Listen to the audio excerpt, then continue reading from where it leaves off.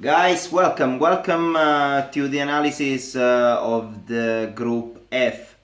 This group is interesting. It contains one of the favorite team for the final victory, and I'm speaking about Germany. And it contains as well two interesting teams, Mexico and Sweden. There was actually eliminating Italy. That's a bit sad for me, and South Korea.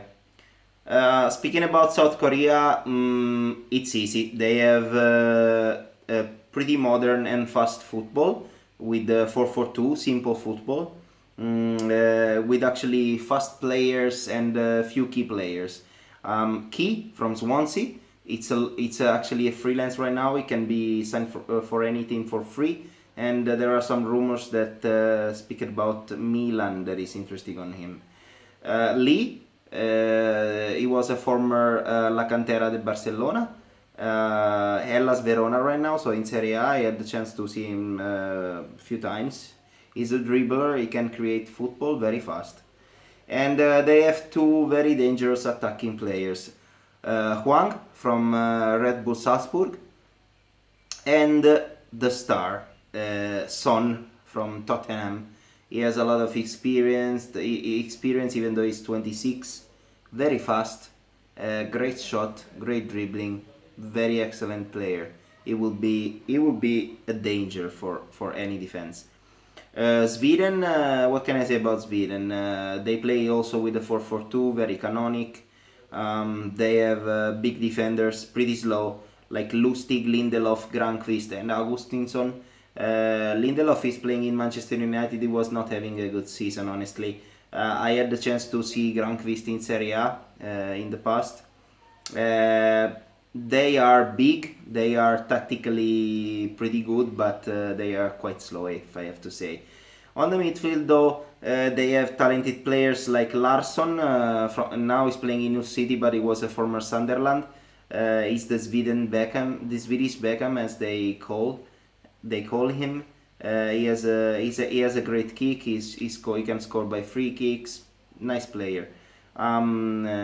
Claesson from Krasnodar and Albin Ekdal from Hamburgo. Also, they are quite good players. Ekdal in particular. I had the chance to see him in Siena as well and in Juventus. He can score goals. He's a quality midfielder. But the star of the team is definitely Forsberg from Red Bull Leipzig. This guy has a lot of quality. He can dribble. He can actually assist pretty accurate passes.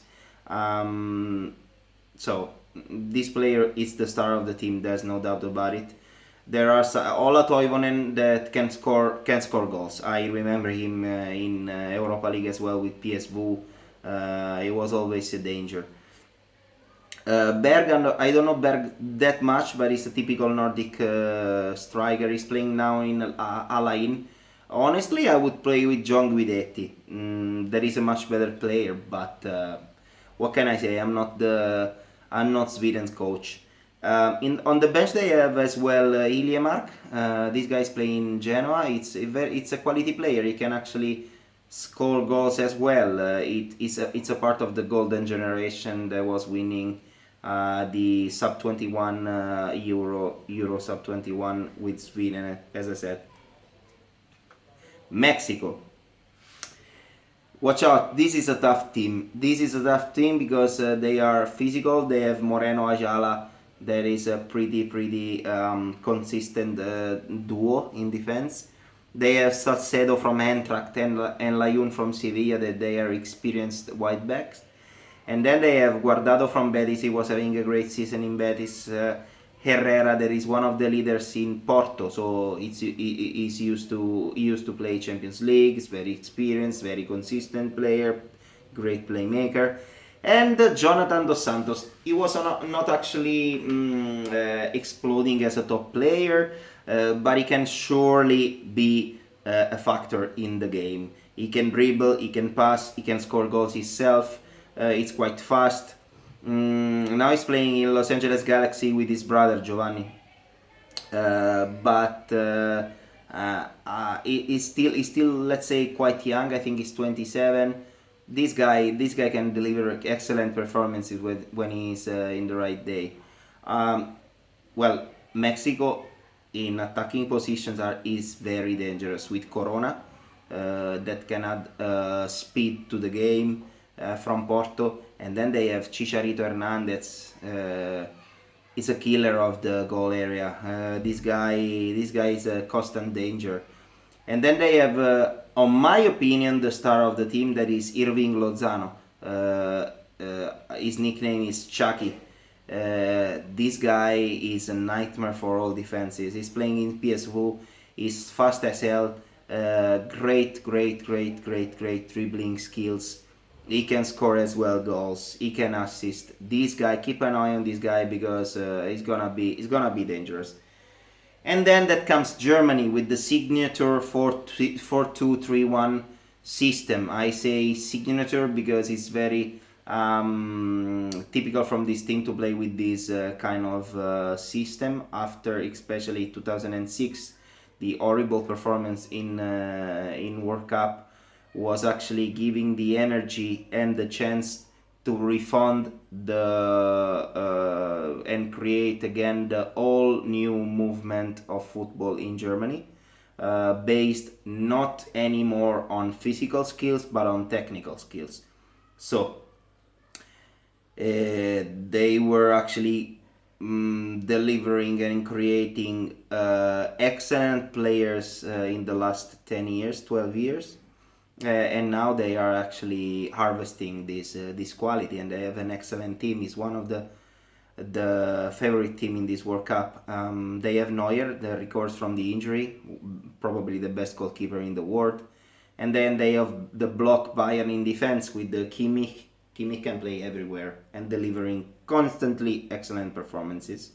And then Boateng Hummels, speed, quality, and physique. And then they have Hector. Hector is not Marcelo. He's playing in Köln, but he's a decent left back. He can also actually help the attacking movements as well.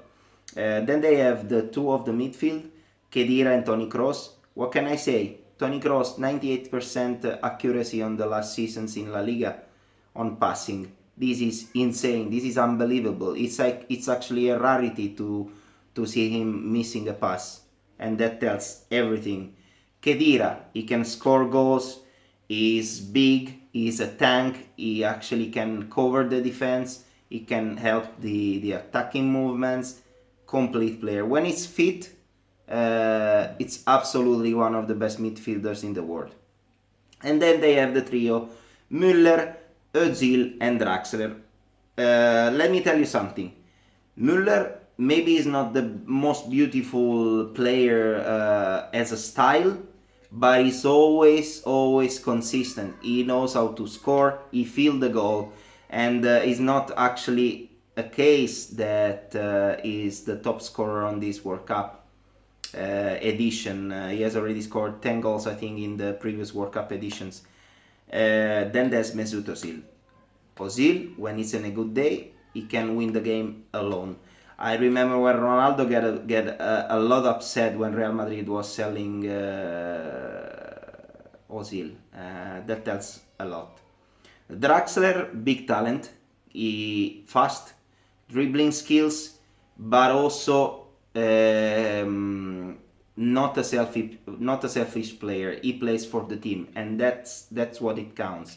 Honestly, I would put Marco Reus. Finally, Marco Reus and Gundogan in World Cup. That is what German people were waiting for a long time.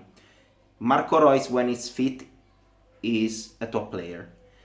Definitely, there's no doubt about it. He's like quality in speed.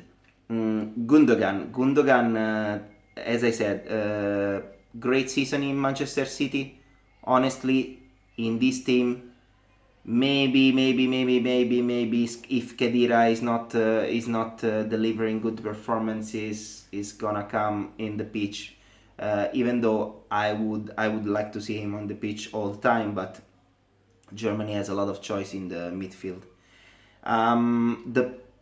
I have to say they had actually some struggling in the past to find a good striker, but now they have found it.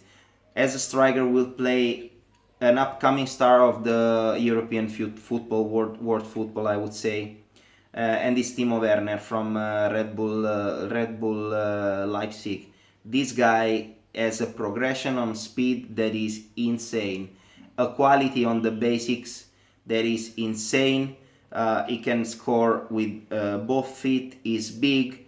He's a 1996 and he's always scoring in the national team. That's something that you cannot take it for granted. Germany will win the group. I'm sure, and Mexico will come second. Sweden third, I guess, and South Korea fourth. Even though this group is pretty balanced, I have to say, but Germany is too strong, and Mexico also, they have a lot of quality in the pitch. So if you think that I forgot some talents, please comment below, share the video and subscribe to my YouTube channel. Thank you for watching, and see you in the next video. Ciao.